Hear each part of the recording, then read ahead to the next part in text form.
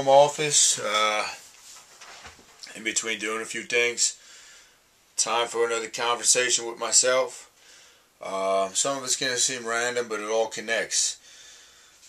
Now, if you've been following me, you know that I resigned from teaching. And I got to tell you, the personal freedom that I have right now it's awesome. I'm on top of the world. I'm getting to do what I love every single day, and it's study the human body and strength stuff and apply it. I'm getting to really balance myself out, get my meditation in every day. And I look back at those 7+ years of teaching. Well, I built up neural strength in what I wanted to do and chase my dream.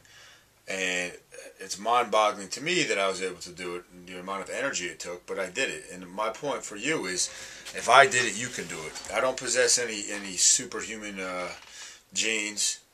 It was really just tenacity and having a fluid mind and being able to wrap my mind around things and hear ideas and apply them. I didn't let my ego get in the way. There's people out there that know a lot more than me, and I listen to them. And one of the things you have to think about is, what is it that you want to do? I have friends ask me that all the time, and I think it's fitting that I have this picture. Hopefully you can see that.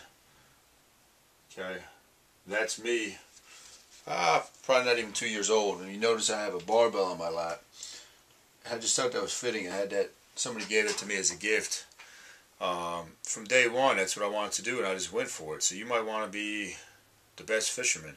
Figure out a way to do it. It's not impossible. There's nothing worse than going through a life just with a mind-numbing job that you hate. Why would you do that to yourself? Make all the excuses you want, or they're just excuses. That's what they remain. Don't have the time. Got bills to pay. They're excuses. You got to go for it. And I was going to draw on the board, but then I realized I wouldn't fit in the video. If you had a glass that was half full of water, some might say I see it half full, some might see they see it half empty. I don't care what you see it as. My point with the glass of water is that's your energy reserve. If you want to chase your dream, whether it's getting ripped or starting your own business or whatever it is, that's all the energy you have. If you're pouring that water out and spending it on 10 different things, you're never going to get to your dream. You might be balanced, but nobody is coming to you to be balanced, and you're never going to achieve a dream being balanced. I know with my own training, the productivity going up the past week and a half already without teaching and having that energy to train hard again. I know this year I'll finally be able to take my body back to levels of having it at previously.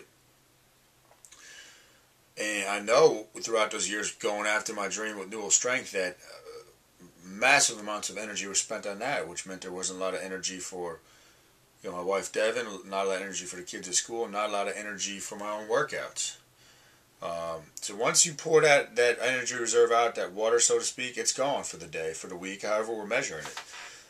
If you want to go for something, you need a single-minded focus where you're just going to go after it with a laser vision, and you're going to run through walls. Remember I said tenacity. That's what you got to have. You got to be willing to get up earlier than other people and study and do whatever it is you have to do. Prepare your food or whatnot. And one more thing, with a lot of you being the new year, you come to me with goals of wanting to get lean, get in better shape, and I'm always on people. You got to keep a nutrition journal if you want me to help you. And I dug up and was able to find, you probably can't read that stuff. I mean, this is old school. This is when I first started. This is probably from 2004. Every single day. That's not an Excel sheet. I wrote down what I had, protein, carbs, fats. I told every day I did this. I lived and breathed it. And then I've got to find one from when I competed. I mean, this whole notebook is full. It goes through the whole thing. Achieved phenomenal results that year because I was tracking everything. It's not the same if you're writing on your iPad. There's not the emotional connection. And if you're doing it after the fact, it doesn't mean anything. Every meal, you got to do something like that. It might seem obsessive, but remember what I said. If you want to get a dream, if you want to go after a dream, you have to put everything, excuse me, Sorry about that, guys. Fighting a cold. You have to put everything you can into it.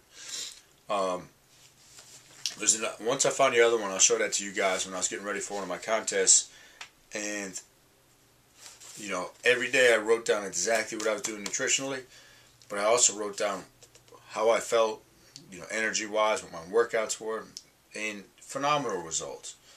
So this is the best tool if you're talking about getting in shape. I started doing one again myself, and hopefully, you know, me talking to you about going for it strikes something deep inside of you. Again, you can keep making excuses, or you can go for it. The choice is yours.